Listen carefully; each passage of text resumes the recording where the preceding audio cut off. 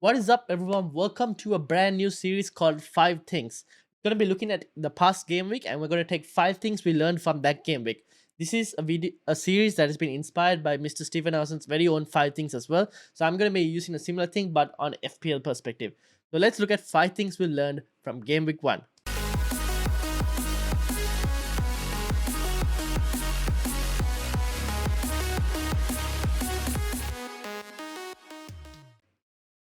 Before we get started, if you are new, make sure you hit the subscribe button, hit the like button, and let's get into the video. In number one, Martinelli fires, but Jesus blanks. So Gabriel Martinelli came away with a goal in the opening fixture for Arsenal against Crystal Palace. He rewarded his owners at a price tag of 6 million. He looked pretty good as well, very involved in attacking play, and did get on the end of a couple more chances where he could have had another goal. Maybe he scuffed a shot wide, which he probably should have scored. So he could have had a bit more than one goal in terms of returns. But on the other hand, his fellow Arsenal attacker, who was the most owned player in the game ahead when we going into game week one, Gabriel Jesus, didn't come away with a single attack in return. Now he had a couple chances. There was a pass to Martin Odegaard where you could have said that Odegaard maybe should have finished it, and then we would be seeing an assist at least from Gabriel Jesus. But nothing came of such, and therefore he came away with only 2 points.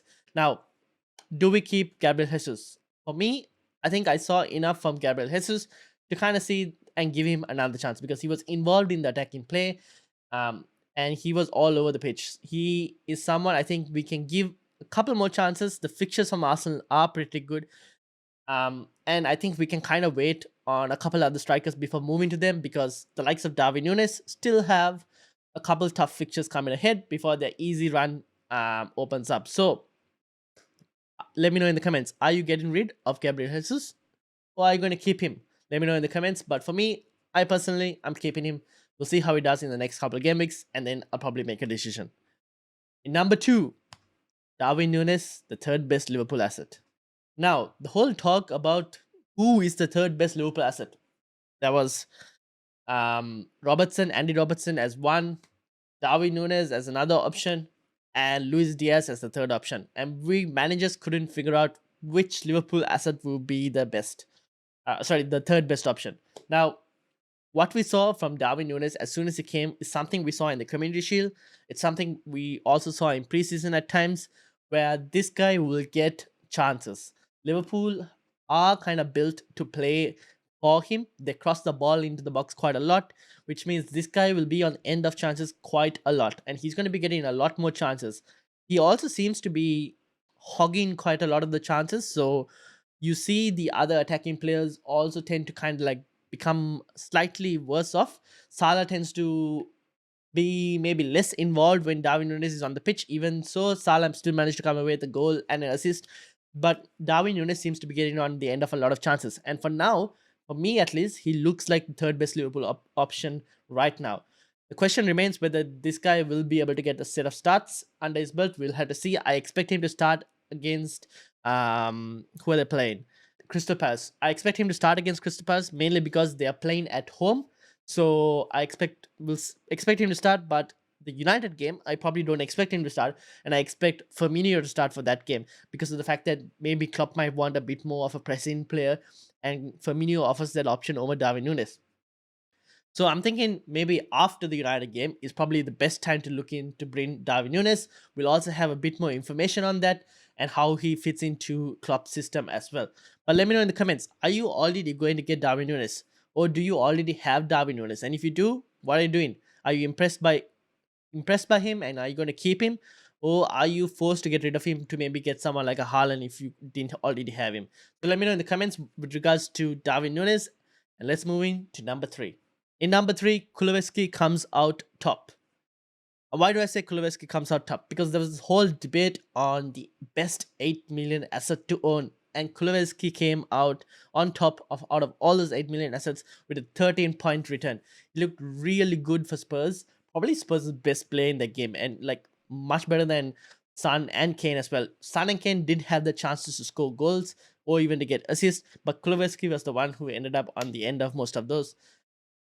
He probably for now is probably still that third best Spurs asset from that team. And I can't see him getting dropped for the moment, especially with Richarlison there. I still think Kolevsky will be the starting player out on that right hand side, but I still can see him, just like Son or even Kane at times, could get subbed out for Richarlison to come in.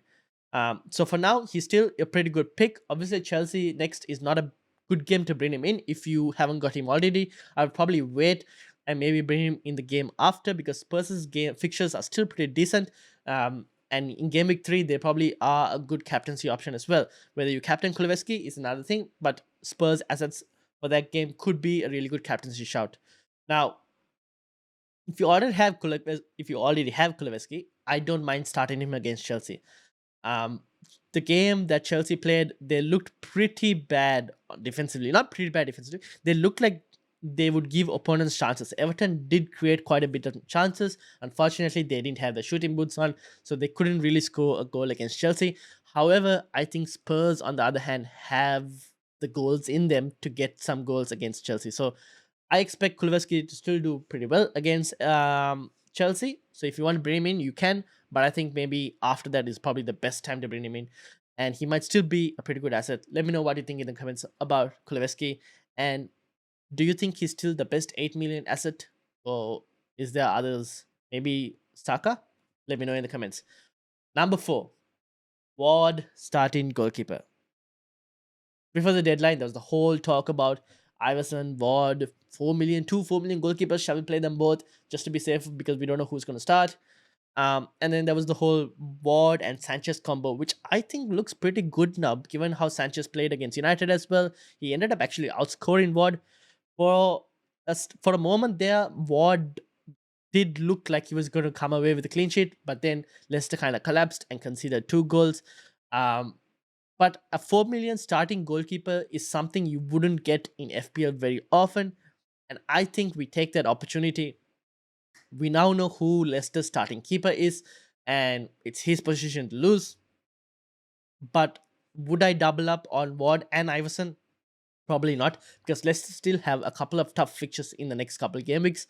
However, what I think could be a really good option would be the Ward and Sanchez combo. I think that could really work out well for managers, and you could rotate them. They rotate well for a couple game weeks at least before you'll probably play your first wildcard. By then, you probably have another goalkeeper that you'll want to go on to, or you could probably continue with these guys as well. I have to check their fixtures, but maybe they could be an option. But for now, 4 million starting goalkeeper, can't complain.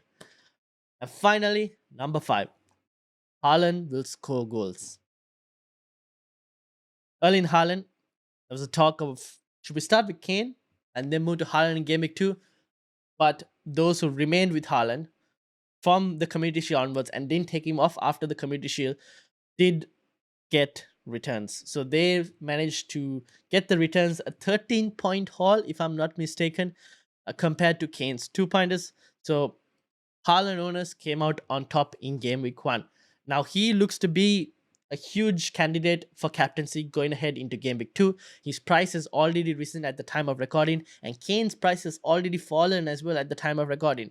So managers are moving to Haaland. Are you one of them? I think this guy will score goals. The only thing that we said from the Community Shield was that City kind of need to get the ball to him faster. And we saw that with the first goal. He got the penalty. Gundogan played the ball in immediately to him, and he managed to win that penalty. Same thing will happen for Haaland in the games to come as well. Bournemouth looked like a pretty good game for Haaland, and he could potentially get a couple goals.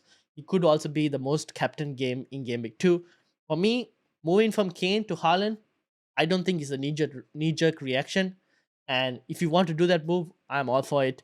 But if you haven't, you probably right now may have to take a hit to make that move if you don't have any money in the bank because of the price differences. Because Haaland has increased it by 0.1 and Kane has fallen by 0.1.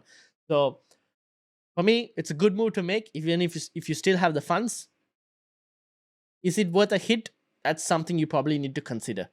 But yeah, those are 5 things we learned from Game Week 1. What I need from you, if you reached up to this point in the video, is to comment down below one thing you've learned from Game Week 1.